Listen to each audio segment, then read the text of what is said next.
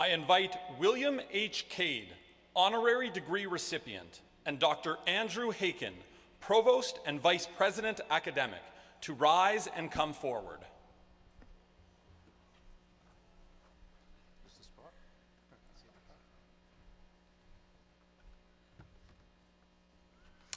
Eminent Chancellor, President and Chief Ambassador of the University of Lethbridge for 10 years, Bill Cade led significant institutional growth and diversification.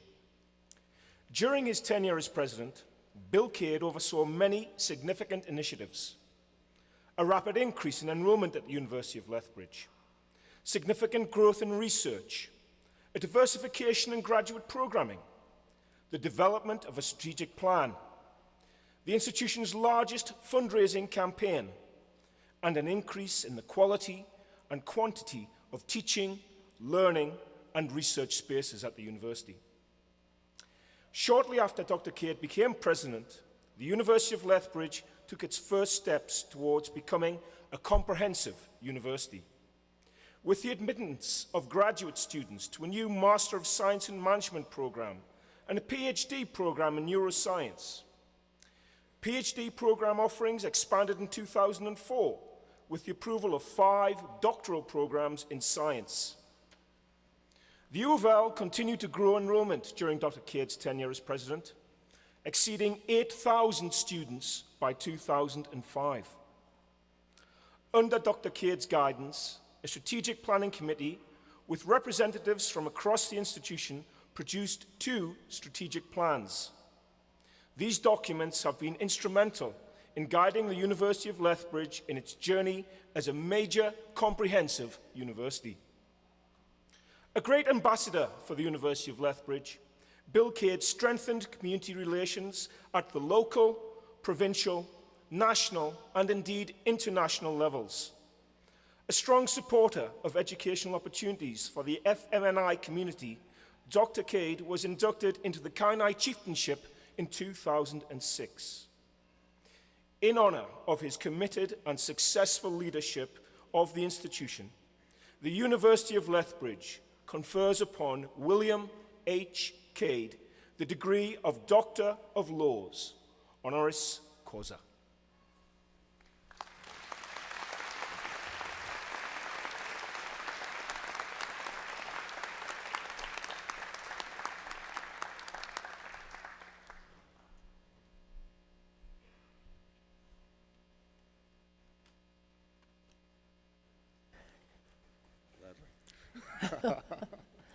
William H. Cade, I confer upon you the degree Doctor of Laws, honoris causa, with all of the rights and privileges thereto.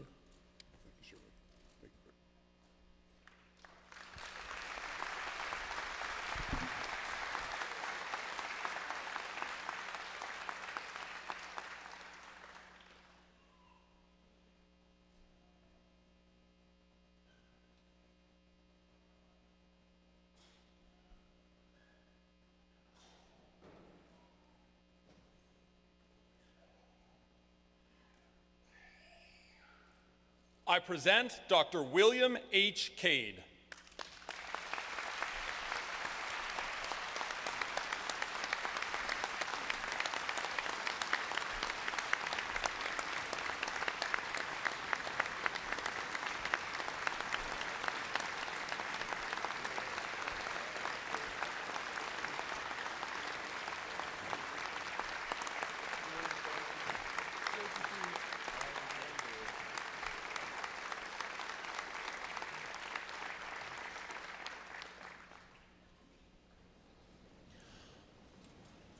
I invite Dr. William H. Cade to address the graduands.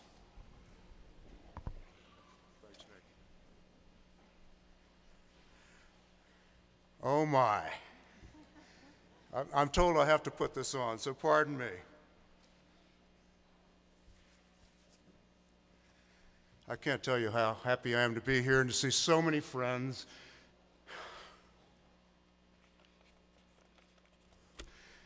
Madam Chancellor, Mr. President, my fellow graduands, first and foremost, I want to congratulate you You've done well, you studied hard, you've achieved your goal. Everybody in this room is proud of you. Let's give them another hand, please.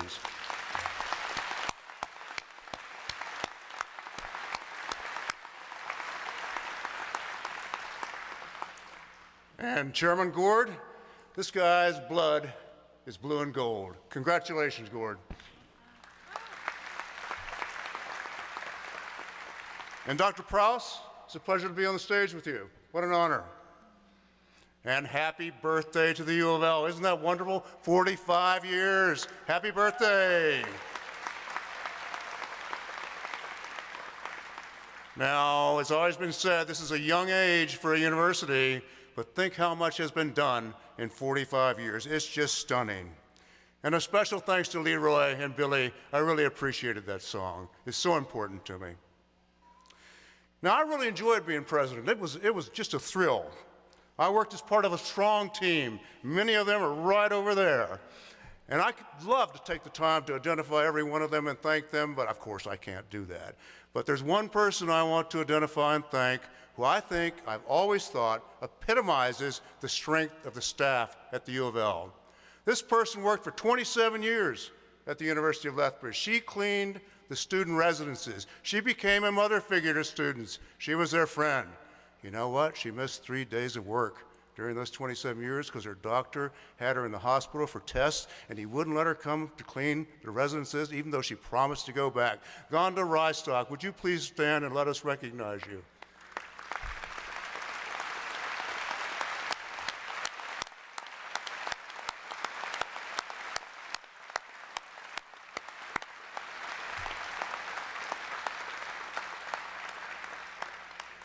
Well, I am simply thrilled. I must tell you, I'm thrilled to be here in the First Choice Center, the home of the mighty pronghorns.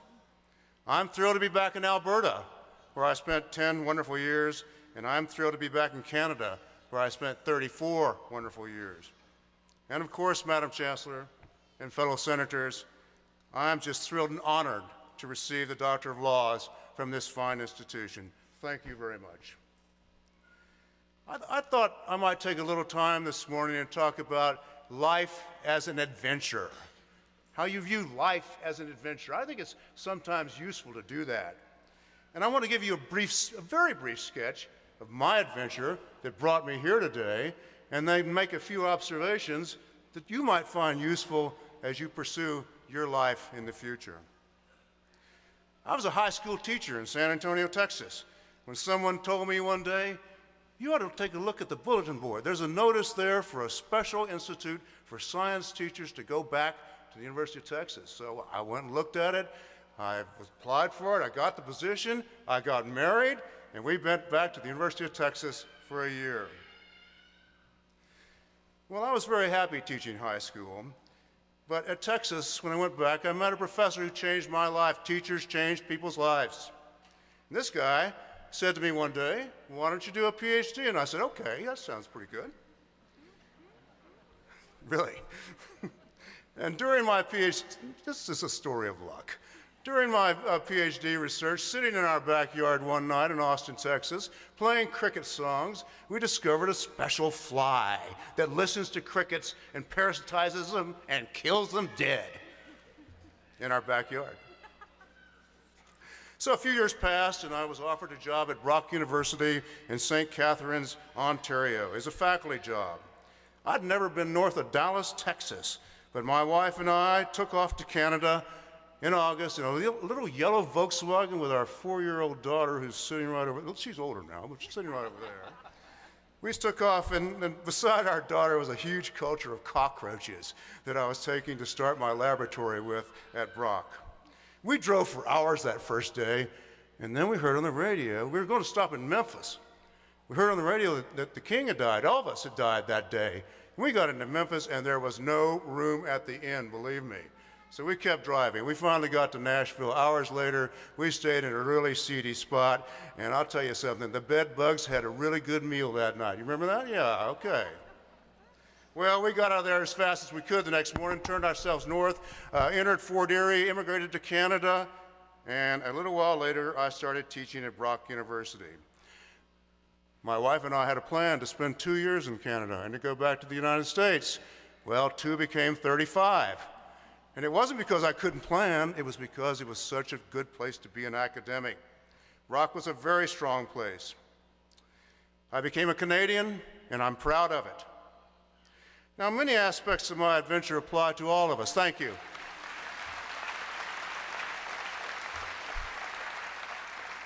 Thank you very much. It's very important to me.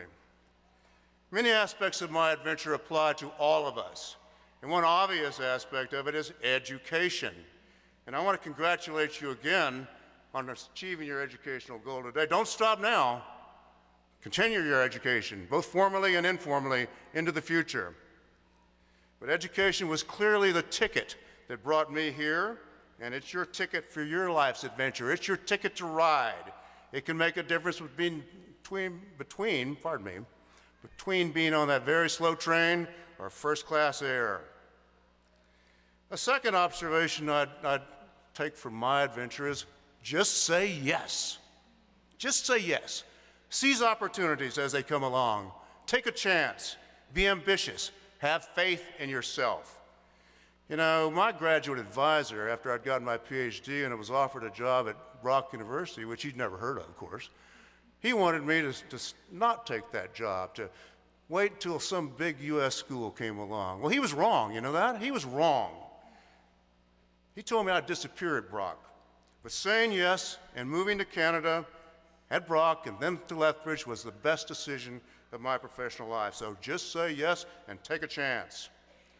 Now, a third observation has to do with luck or good fortune. Never underestimate the power of luck, but also understand that you can put yourself in a position to receive luck. It was luck I saw the notice on the bulletin board. It was luck I met a teacher who changed my life. It was luck that that fly appeared on our loudspeakers in our backyard in Austin, Texas. So you can put yourself in a position to receive luck because you receive it from people you know and you receive it from hard work. The great movie director Samuel Golden said, the harder he worked, the luckier he was. And I always felt that way too. So get out there, network, volunteer, join service clubs like Rotary or Kiwanis. One of the best ways to network is through the University of Lethbridge Alumni Association. Stay true to your school and stay in touch with your alums.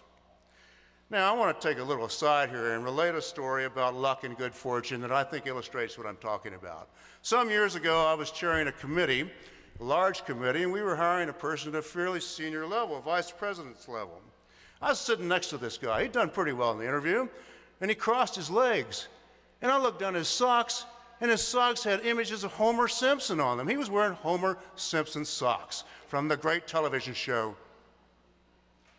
Well, you know, I'm a real fan of The Simpsons. At one time, I memorized lines from them, and I love to watch The Simpsons, and I'll admit it readily. So that person could not have possibly known that. So after the interview, I challenged him. And I challenged him by saying, I like those socks you were wearing. He said, well, they were my lucky socks. I thought, oh, yeah. That was just too much. I thought, okay, I'm going to test this guy. I'm going to test this guy with one of those make-believe words from The Simpsons.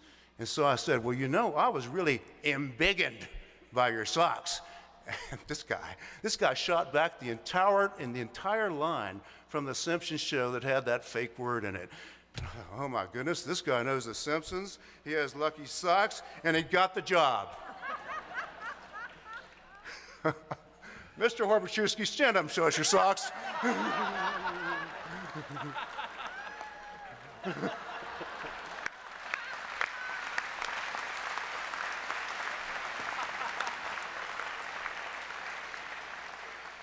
It's really important to have fun. Last thing I want to reflect on is leadership. Now, in the adventure of life, all of us will be followers, and some of us, as life goes on, will be leaders and have leadership roles. To those of us who follow, to those of you who follow, I urge you to pick your leaders carefully. Leadership is hard to define, but I've always believed you know it when you see it. A few weeks ago, one of the greatest leaders in Canadian history passed away. That was, of course, the 10th Premier of Alberta, Peter Lougheed. And what an incredible leader he was. Peter Lougheed received an honorary degree from this university, and I know he took much pleasure in how well the university has done in such a short period of time. Dr. Lougheed spoke at this university 10 years ago on our 35th birthday party. And in his speech, he challenged the university to develop programs, both in research and education, that would address the issue of water in Alberta and water in the world. Dr. Lougheed, we took your challenge seriously, and today have one of the largest groups of water scientists in the world, and very fine people they are. Now, for those of you who will be leaders, I offer 3 very brief points. First, and most important, your success as a leader will depend on how you treat those who follow you. You must take satisfaction in the success of others, and you are not allowed to be envious of those that you work with. So remember that. It's really important how you treat people. Now, the Vice President of Finance might not agree with me about this, but I also think within your followers, you're going to have conflict. You're going to have arguments. That's fine. Conflict, I've always thought, is really how you find out what people think. So let that happen. When we started planning this building, Nancy, some years ago, there was all kinds of conflict about what we had to have here, what we had to have there. And I think Nancy would agree with me. That's how we found out what was really important. Look what a wonderful building Conflict has built. So don't, I'm kidding, of course, but don't shy away from conflict. It really is important within organizations. And finally, many of you leaders will be doing public speaking over the years. And I've always been guided by the 3 B's of public speaking. And I want you to remember the 3 B's of public speaking. The 3 B's of public speaking are be polite, be brief, and be seated. Madam Chancellor, thank you very much. And I want to say, hook 'em, pronghorns.